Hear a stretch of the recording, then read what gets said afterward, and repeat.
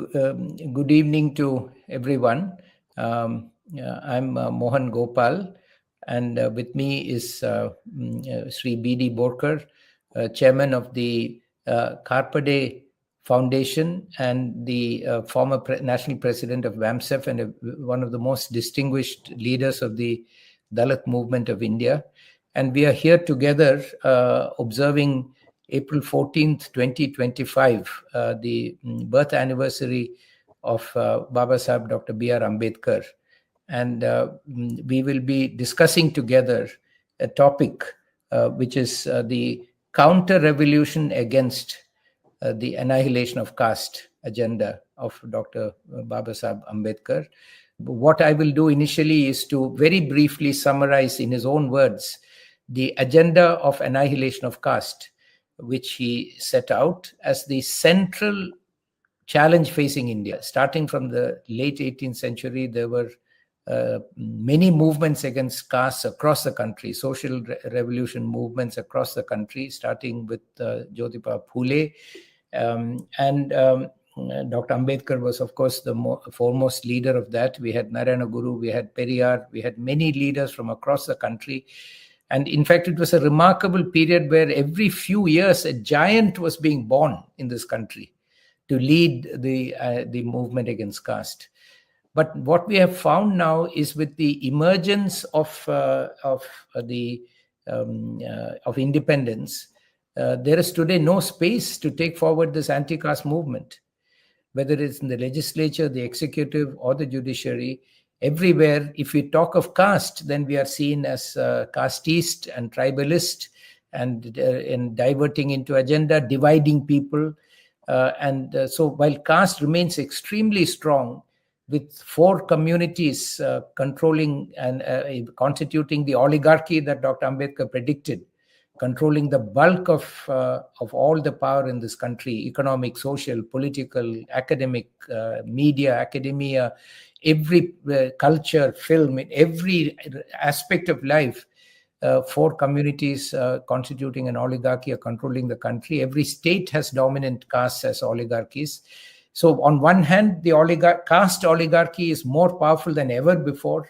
And yet suddenly, after the 19th century, early part of the 20th century, all the anti-caste movements have been stopped and blocked by those who have taken over power.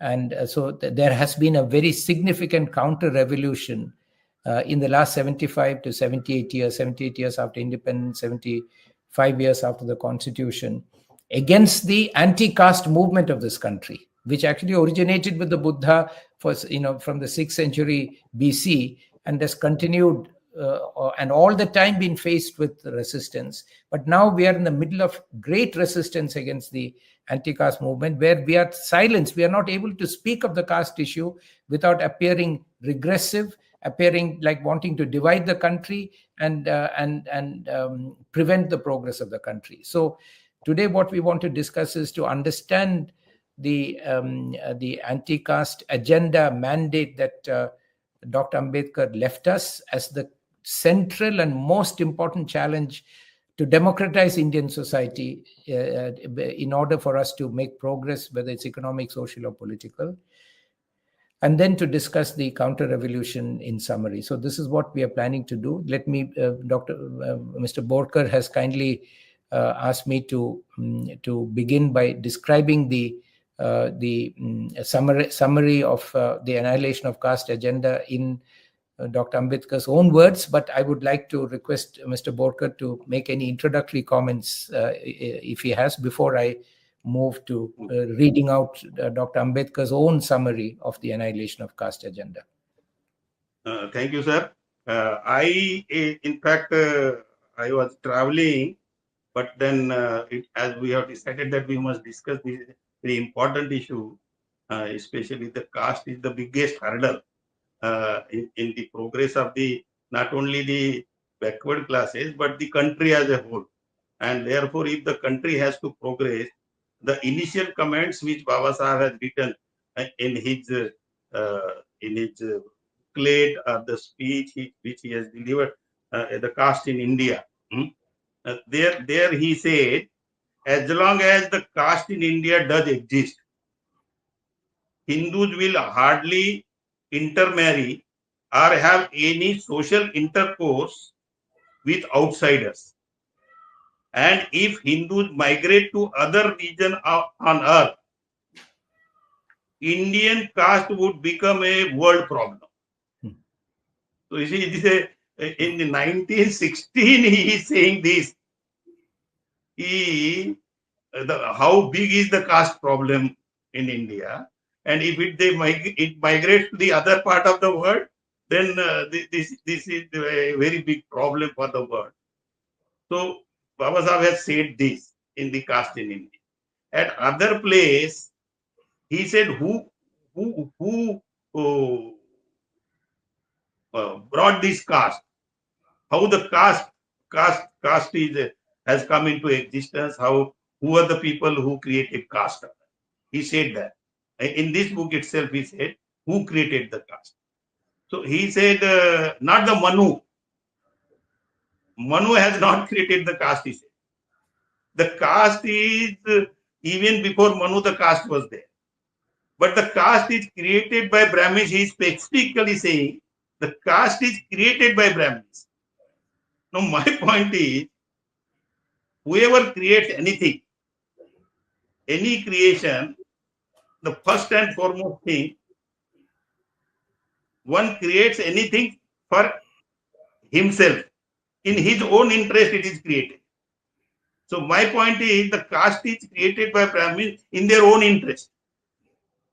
And as you said in the initial remarks, if it is created by them in their own interest, so obviously they do not want it to be eliminated or annihilated. Why? Because once they have created in their own interest, and if it is getting annihilated, then naturally, whatever the interest they wanted to serve out of the caste, they will not be able to serve their own interest. And that is the reason I feel, when we are as a anti-caste movement, when there are various organizations, they are speaking against the caste, they are trying to stop. And moment we start talking against the caste, then they brand us as a casteist. That is what I feel. So let us focus then on the specific agenda that Baba Sahib set out. It's very important for us to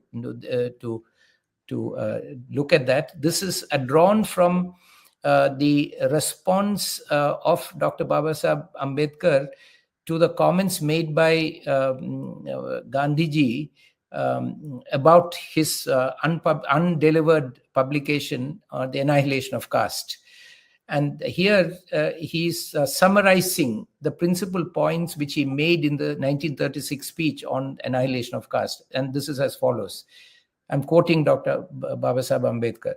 The principal points which I have tried to make out in my speech may be categorized as follows. 1, that caste has ruined the Hindus.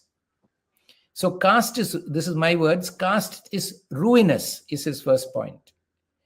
Number 2, that the reorganization of Hindu society on the basis of Chaturvarnya, so caste is Chaturvarnya, is impossible because the Varna Vyavastha is like a leaky pot or like a man running at the nose. It is incapable of sustaining itself by its own virtue and has an inherent tendency to degenerate into a caste system unless there is a legal sanction behind it which can be enforced against everyone transgressing his Varna.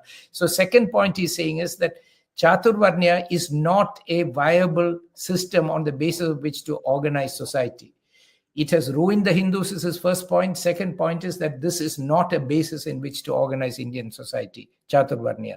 Third point is that even if it were possible, the reorganization, now I'm reading his words, the reorganization of the Hindu society on the basis of Chaturvarnya is harmful because the effect of Varna Vyavastha is to degrade the masses by denying them opportunity to acquire knowledge and to emasculate them by denying to them the right to be armed. or to be armed independently, or to have knowledge independently. So first point is caste has ruined the Hindus, has ruined society. Second is it is not possible to have any society organized on the basis of Chaturvarnya. It's not a practical, implementable, logical system to organize society. Third is that if you still organized it on the basis of Chaturvarnya, it is harmful, because it will degrade the masses by denying them knowledge and power. Number 4, Hindu society must be reorganized on a religious basis which would recognize the principles of liberty, equality, and fraternity.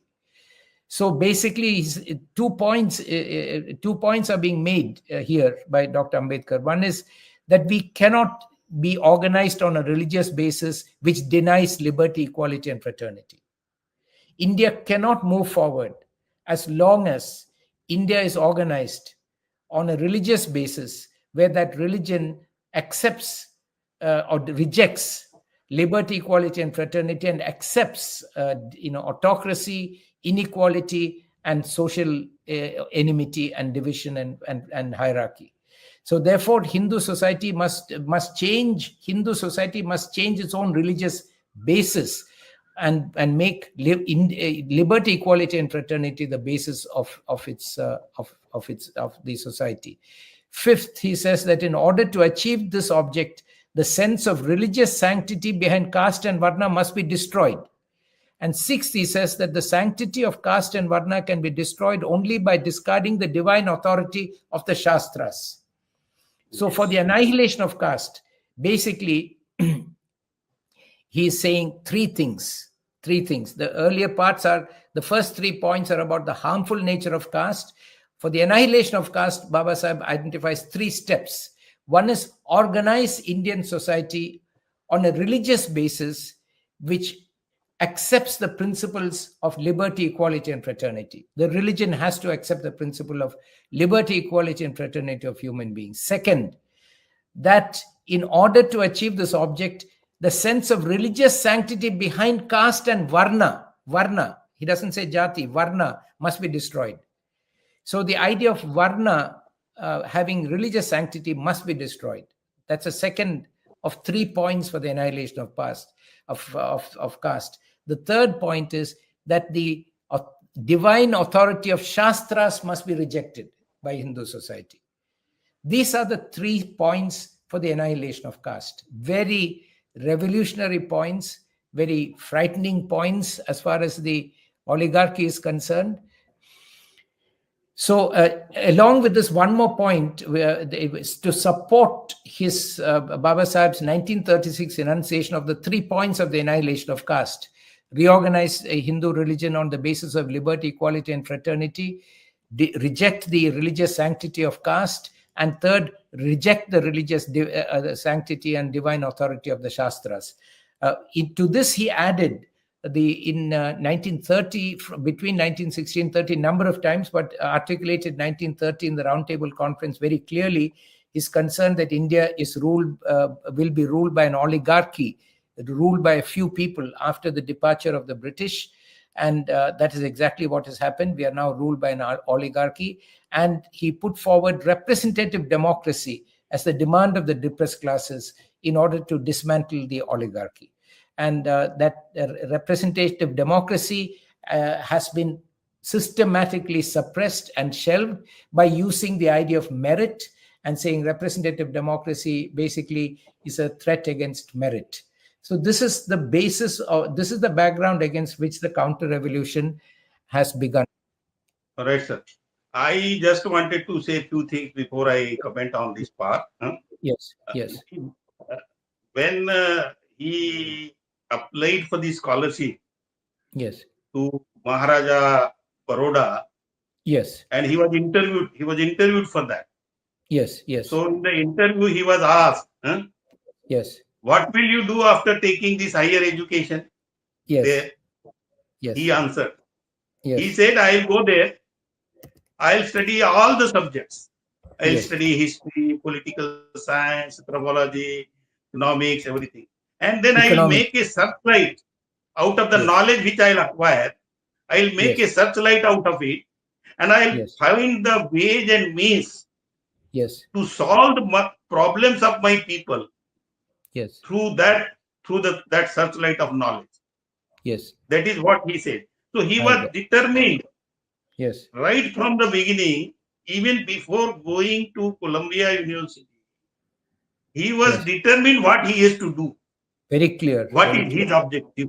Yes. And Yes. that objective was he wanted to solve the problems of his people and so also the humanity. Yes. And that is why the first thing he did, the Yes. first thing he did, while coming in the public movement, the first thing he did is the caste in India. He Yes. studied caste in depth. Right. What is this problem? What is this? And then he said this uh, ethnological problem, then Indology. Yes. What he used the word. Uh, Caste in India, their mechanism, genesis, and development. yes, in that. Yes. He used that word. I just sometimes I Yes. exogamy and endogamy. Yes. Yes. Endogamy and Yes. exogamy. So he said it is the earlier society there was an exogamy, Right. and the caste is a creation by imposing endogamy on the exogamy. Yes. Yes. That is what he said. So this is this is how the caste was created, by imposing endogamy over the exogamy, and this was consciously created by the Brahmins. That is what he has said. This is the caste problem, how the problem arises. And then on the solution part, immediately in 1936, Right. in 1916, he has identified the problem, that the caste is the problem. Yes. And in 1936, he has provided the solution, as you Yes. have already pointed out. And in the Yes. solution part, he has said that when he was asked, if you are Yes. against caste, then what are your ideas? Then what Yes. are your ideas? What is the solution to that? There he has said that it should be, he has specifically said here, I am Yes. reading from the Annihilation of Caste. Oh, Annihilation of Caste. Okay. I am 1936. reading Okay. from Annihilation of Caste. He Yeah. said, if you ask me, my ideal would be society. My ideal would be a society based on liberty, equality, and fraternity. Correct. Here he has said that in the solution part. Yes. Yes. In a solution to destroy the caste, the solution lies in a society which is based on the liberty, Correct. equality, and fraternity. Here Correct. exactly he has said. Correct. And then therefore he said there is these principles of liberty and equality, fraternity, they are not in the Hindu society. Right. And therefore the Hindu society must accept this. Yes. If they wanted to really reform, if Yes. they wanted to really reform Hindu society, then they must accept this. He said, I am convinced that the real remedy is intermarriage. Two Intermarriage. things are said. He said, real remedy is, because some people were telling that interdining should be there. So he rejected that. And he said, there should be intermarriage.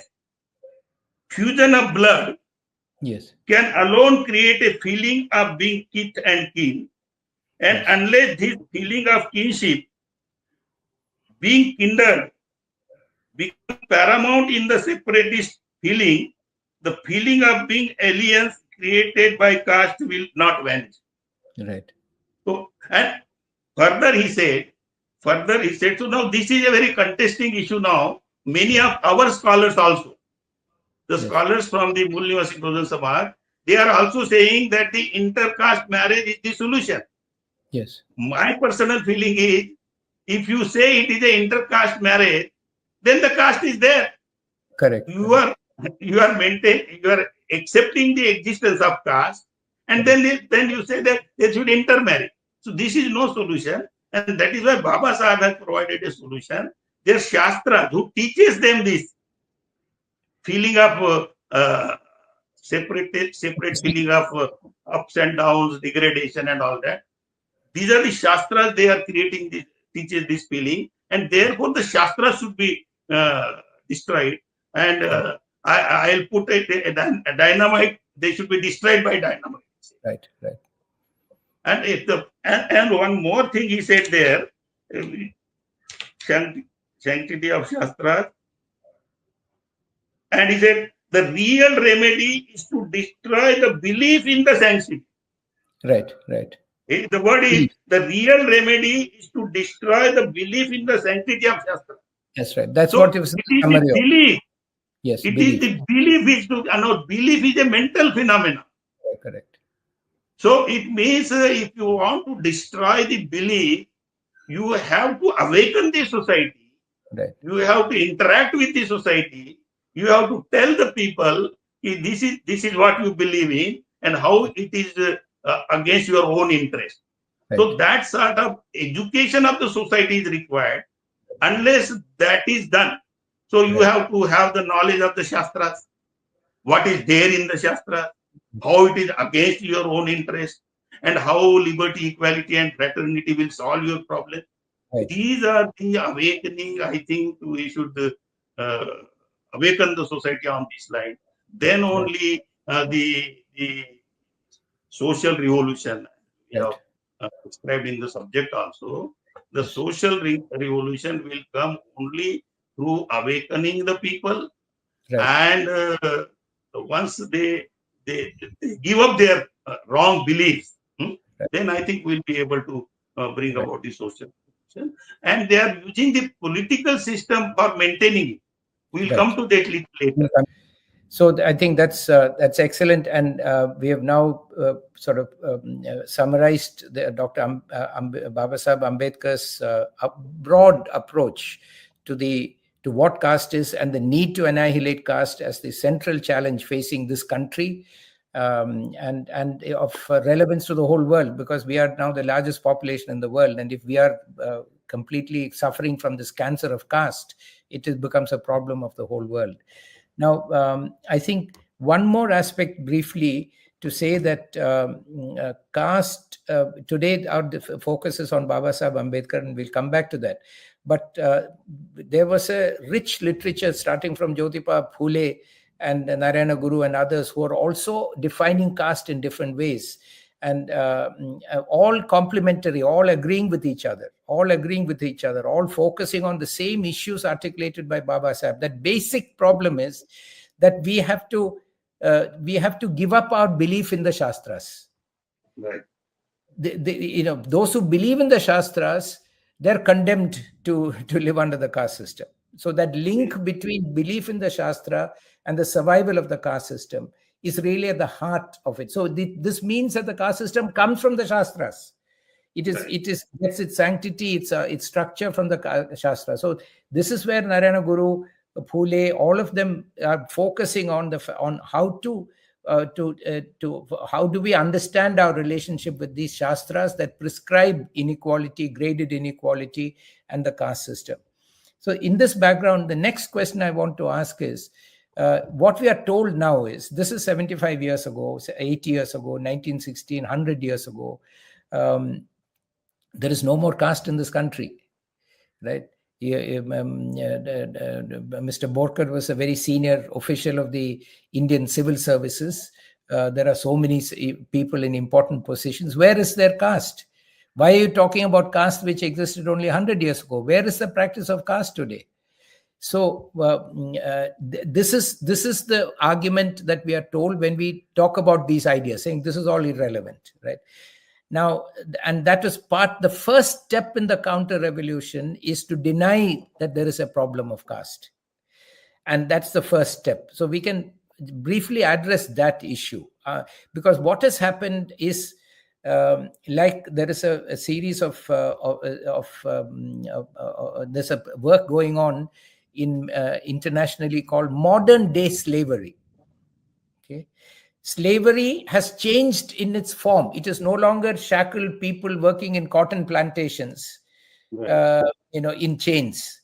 But slavery still exists. Slavery is forced labor. It is labor where people are enslaved, stripped of all their rights, denied their human rights, denied their humanity, and used to do whatever their exploiters want them to do. So it has changed. The nature of slavery has changed, but slavery has not gone away. It still exists in many parts of the world, and that is recognized.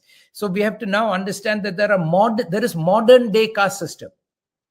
The caste system has changed the language it uses. It changed the way it manifests itself. It has gone underground.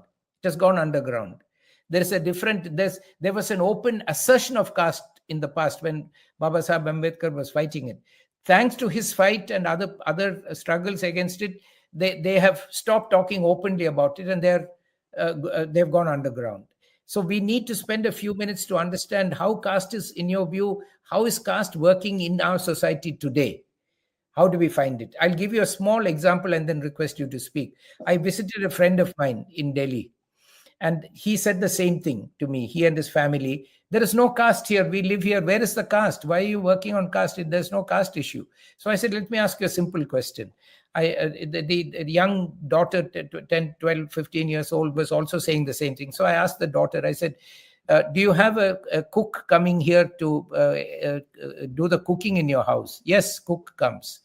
Do you have who cleans the toilet? That jamdarni cleans the toilet. I said, why the cook? Neither the cook nor your parents, nobody will clean the toilet. Only the jamdarni will clean the toilet. Does a jamdarni cook in the kitchen? No. Jamdarni will not come into the kitchen. She'll clean the toilet and go. So I said, do you realize that is the practice of caste right in the middle of your house on a daily basis? And you are not seeing it. You're just blind to it because we are not describing it as a caste system. But the jamdarni comes from a community where she is not given any option except to do that work.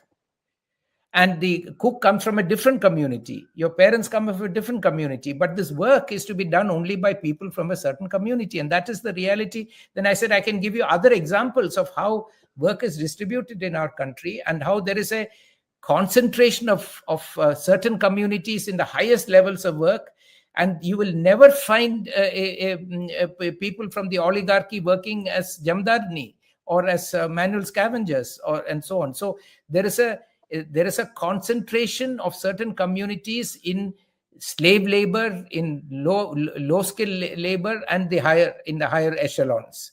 And that is a problem which Dr. Baba Sahib anticipated and framed it as a problem of representative democracy, where we must have representation of all communities in order to deal in all segments of life, economic, social, political, all aspects of life. There must be a due share for everyone. Now, he was actually preparing the way to counter this argument that caste is being denied, because now we have to understand the operation of caste as a denial of representation and due share. That is where caste is most evident and most obvious. And that is what is confining the large segment of population to virtual slavery or near slavery. So I'll request you to guide us on what is modern day caste. I was also about to say that Yes. the gentleman was talking to you and saying that there is no caste, and why are you discussing the caste issues now? In his family itself, we could have asked him which caste your wife is from. Yes. Or now, where are you going to marry your daughter? Are you going to marry your daughter to say a scavenger? And then they say, no. So scavenger, how can I marry my daughter to be this scavenger? And they'll say it's not economic class. If will you marry some a person who comes from maybe is an IAS officer or IFS officer, but comes from that social background, they will hesitate. That may be true, but basically it is the frame of mind, you see. Yes, that's what I'm saying. They will frame it as class, but actually that same hesitation is there in their mind, regardless of class. Yes, exactly. That is what I am telling. Exactly, it is the mindset of those people. Through that mindset, every activity they perform, yes, that mindset is controlled. Say for appointment in the government services. Yes. Say for example, as you have rightly pointed out earlier also, You will hardly find any secretary from the lower strata of the society. Yes. Why it is so? They are equally competent people. They have proved their competence. But when it comes to a placement in the highest position, or for that matter, even in the judiciary, what is the position? Why the people from the different caste or from the lower strata of the society, they are not placed in the judiciary, and to the extent of the proportion of their population? It is only because they wanted to control the entire system, not only through the political system, but through the judicial system also. And they wanted to maintain their hegemony in all the walks of life, in all the walks of life. And politics is such a powerful tool. Those who are in the placed in the power position, political power position, that power they are using for placement in the judiciary also. Right. So actually, caste is there. These people, as you have rightly said, they are blind to the caste because they know once this issue is brought to the fore. Yes. And discussed in the public domain, then this lower strata of the society will realize that what is happening with them, and then they may revolt against this caste system and the Brahmanism and the Hinduism. And therefore, at the beginning of the talk itself, they do not want this issue to be brought in the public domain. That is what I feel. Yes. No, absolutely correct. So we can say in summary that the modern day expression of caste is found in the concentration of power and wealth. Yes. Not in terms of not admission in schools, colleges, and open exclusion of, but what is used to happen in the past continues, namely concentration of power and wealth in a few communities, in an oligarchy. So if you look at government, you look at the judiciary, executive, legislature, the political parties, you look at economy, everywhere there's a concentration of power, right? And that is the way in which, so that has been preserved. So modern day caste continues in terms of concentration of power and wealth. Now, what is the mechanism which they do it? In the old days, they used to simply say that if you are born into certain communities, you cannot even study, you cannot apply, you cannot prepare to be in any position of power. Now, because of global compulsions and national compulsions and the shamefulness of all this, they are not able to do that. So they have found new ways in which to maintain the concentration of power and wealth in the hands of a few communities. That has become the practice of casteism. Not the old practice was simply saying, no, you cannot enter, you stay out, you cannot. Now they say, okay, you enter, you write the exam, but you'll never get the job.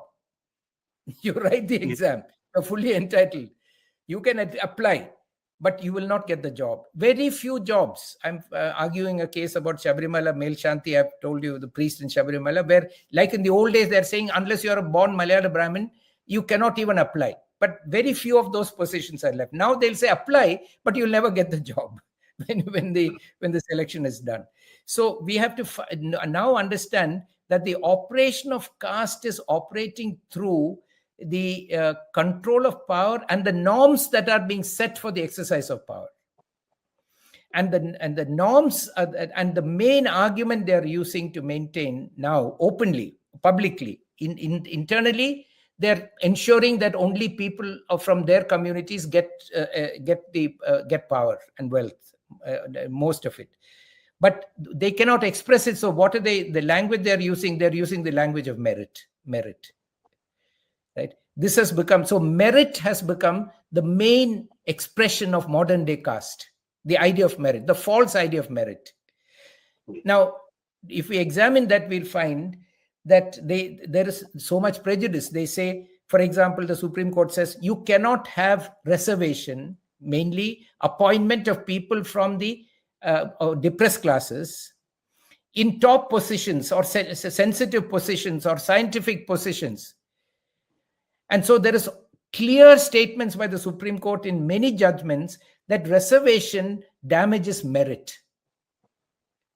Now, if this was not based upon communal prejudice, the solution would have been if people who come from certain institutions may lack merit.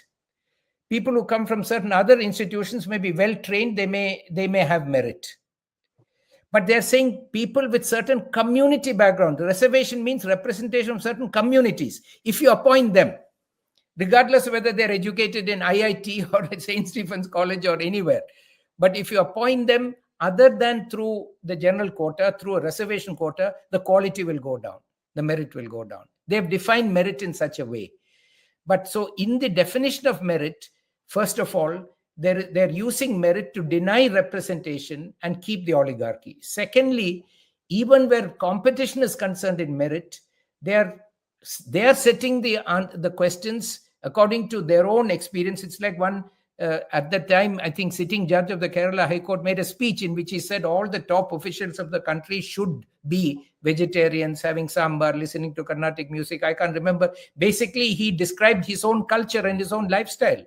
And he said, these are the meritorious people who should run the country. So that is a definition of merit. Merit means like us. If you're like us, so they have converted the word upper caste into merit. And merit means belonging to the upper caste or the so-called upper caste or the oligarchic communities in terms of culture, values, attitudes, and so on, which becomes impossible to acquire unless you belong to those communities, because these qualities are acquired only through are peculiar to communities, right? Are peculiar to communities and their upbringing. They share certain values and so on. So they have decided, because they are controlling power, this is merit. So modern day caste is being operated basically through the idea of merit. And this is where we have not yet focused and taken down. Now we should use the word competence and not merit. Right. We want people to be appointed based on competence. In other countries, the word competence is much more used than the word merit. You want a pilot, he should be competent to to be a pilot. You will then have objective measures to measure competence. But here there is no definition of merit other than what this honorable former judge said in public.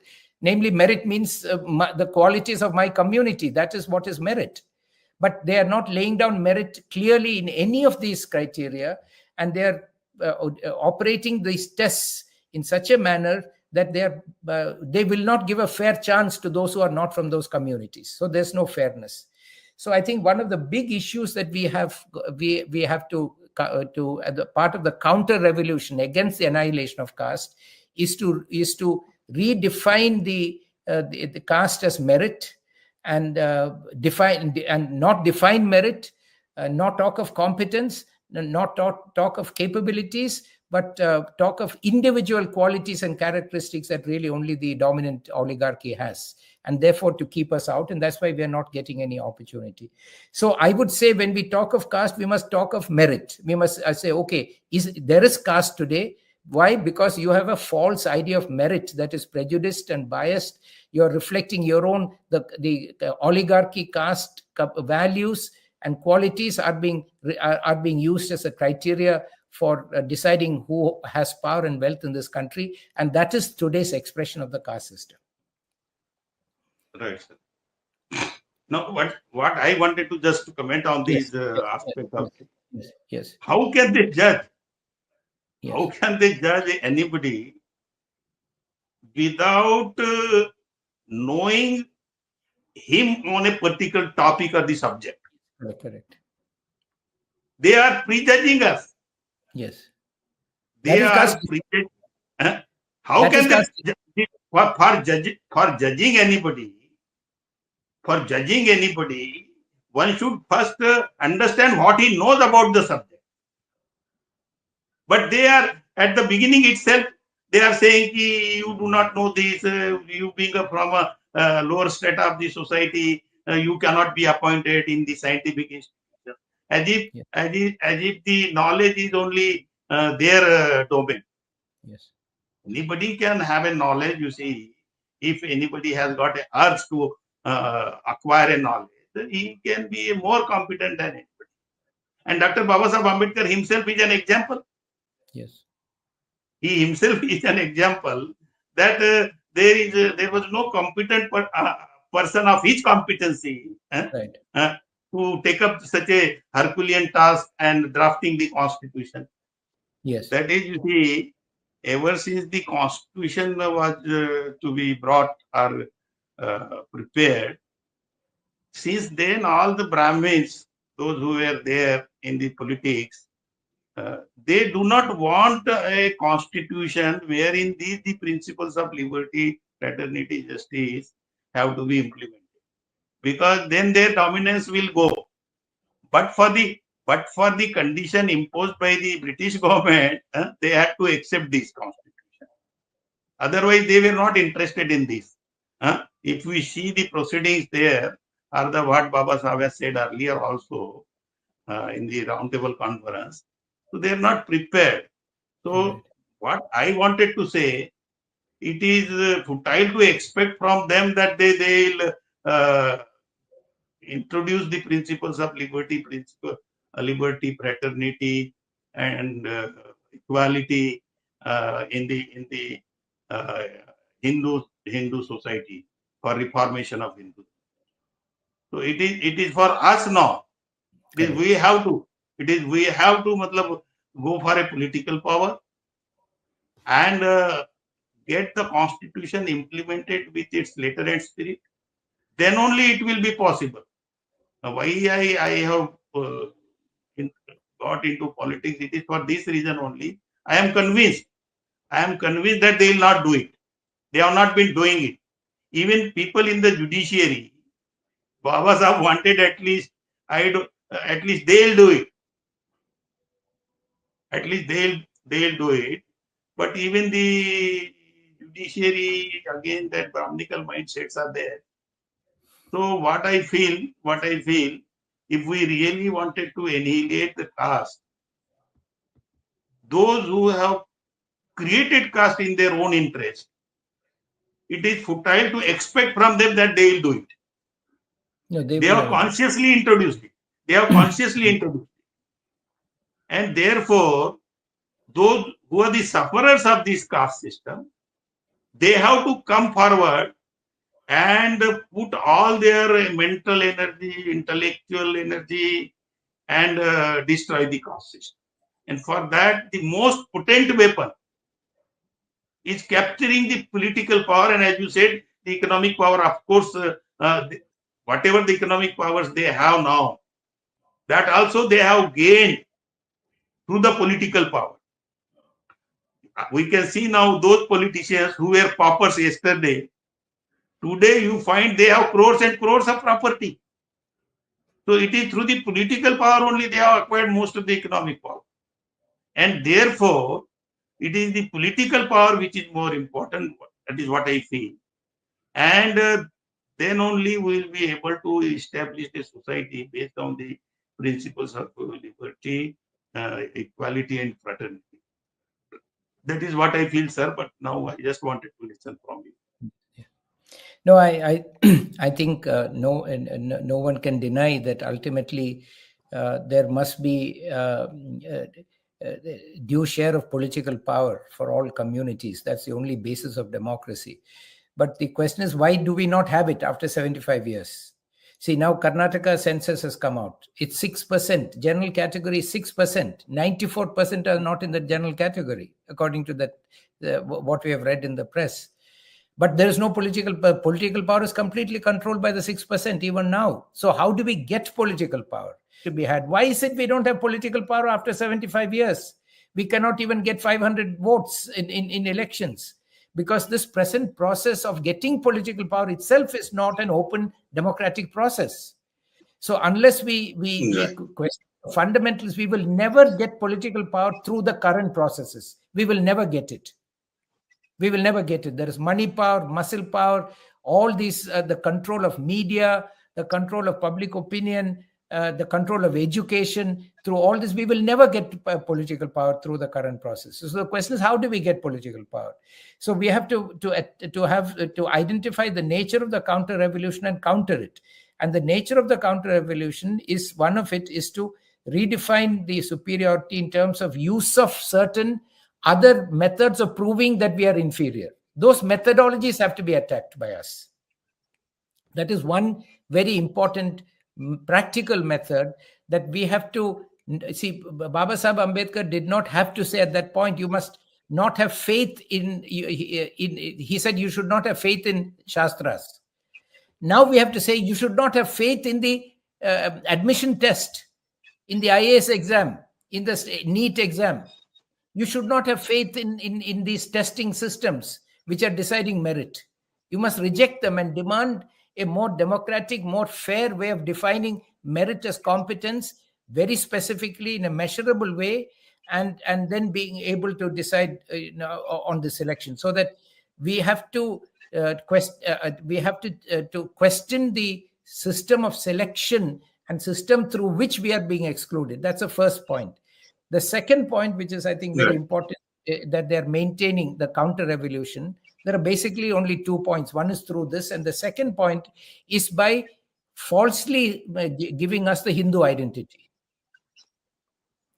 and saying we are all Hindus, while maintaining the superior status and exclusivity of the Varna system without any change. They have convinced us that we are Hindus, although only 30, 40 years ago we were not considered Hindus. Only the caste Hindus were called Hindus. But now they've convinced us that we are Hindus, and they are now implementing this idea of keeping up the caste system using different brand names like Hindutva, Sanatana Dharma, Brahmanism, so on and so forth. But basically, they're keeping up the caste system by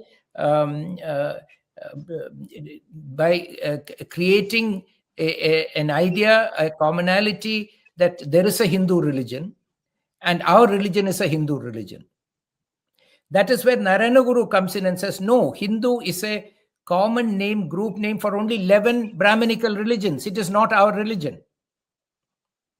Because if it is my religion, then I have to have full access to it. He said it has never been a religion. It's only a group name. The real names of the religion, he says, are Pauranika, Vaishnava, Shaiva, and Sakteya, Advaita, Dvaita, Visishta Advaita, Sankhya, Meenamsa, Vaiseshika. He says these are the real religions. And the group name is Hindu. These are not our religions. So then what is our religion? Our religion is basically what globally, socially may be called pagan religion, where we don't believe in any organized religion. We accept, we use different types of worship. We are very open and independent in our spirituality. We are sovereign in our spirituality. So this is not Hinduism. Narayana Guru, that's why Narayana Guru said in 1925, there is no such religion called Hinduism. Because he said it's only a group name for 11 religions, it's not a religion. Baba Sahib said in 1936, it is not a society. So we know that Hindu is not a society, Hindu is not a religion.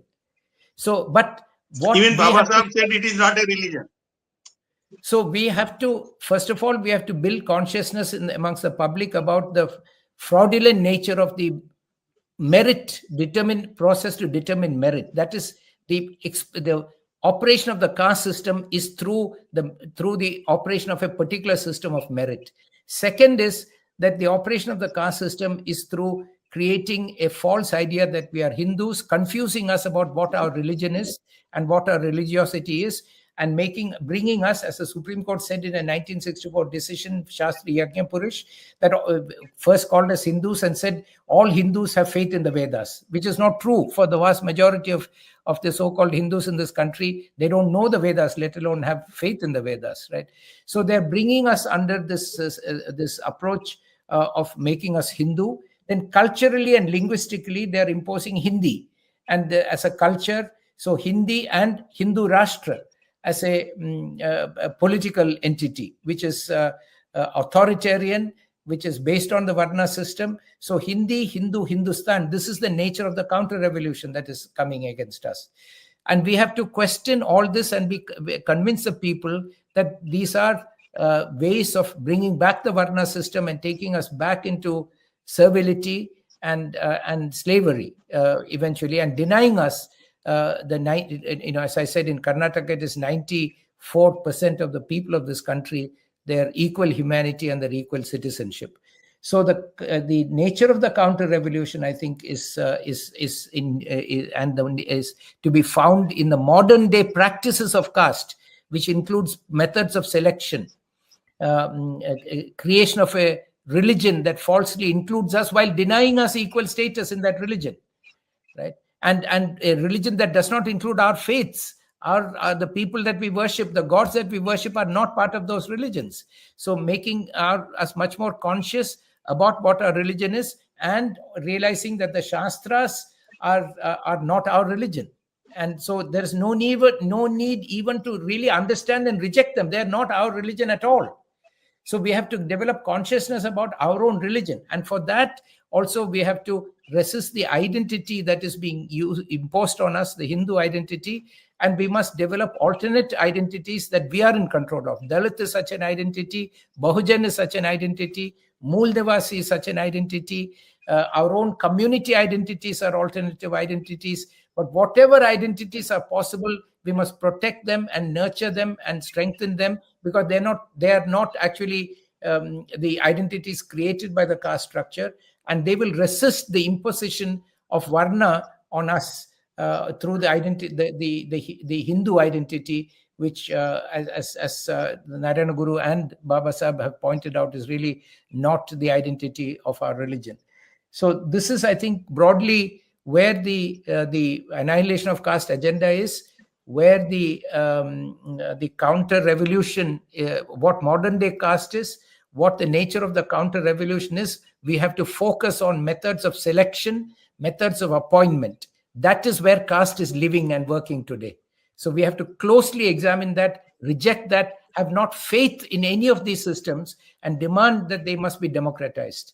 We must also have clarity about our religious faith and understand that our multiple open spirituality, where we decide what to believe in, is sought to be destroyed and replaced by a religious identity which will be controlled by the only people who can authoritatively tell us what the Shastras are, namely Brahmins. So we are being brought under that hegemony. And thirdly, I think we must realize that there is an authoritarian, a fascist state that is sought to be created as a Hindu Rashtra, and therefore we have to fight and defend that Hindu Rashtra is based on unequal citizenship and unequal humanity. We must fight and defend the Indian Constitution, drafted under the chairmanship of Baba Sahib Ambedkar, which is based on equal citizenship, which is based on equal humanity, and which rejects the stratification of humanity, the division of humanity into different castes on an unequal basis. We are already on the job, Yes. as we already organized around 500 symposia all over the country, and we are bringing these 2 points. As we have discussed also, the constitution is being destroyed by them. They do not want to implement the constitution with the letter and spirit, and they wanted to bring the Hindu Rashtra. And we said, as Baba Sahib has already said, it is a calamity on the nation if the Hindu Rashtra becomes a reality. So we are fighting, and let us all of us join hands and fight against this Hindu Rashtra and the merits, the type of merits they are deciding us. So Yes. deciding that the merit should be decided. Instead of merits, we will have to work we have to examine the people for the competency, as you have said, and is what I wanted to say. MNT news network को subscribe करें, like और follow करना ना भूलें। साथ ही bell icon दबाकर जन जागृति की मुहिम में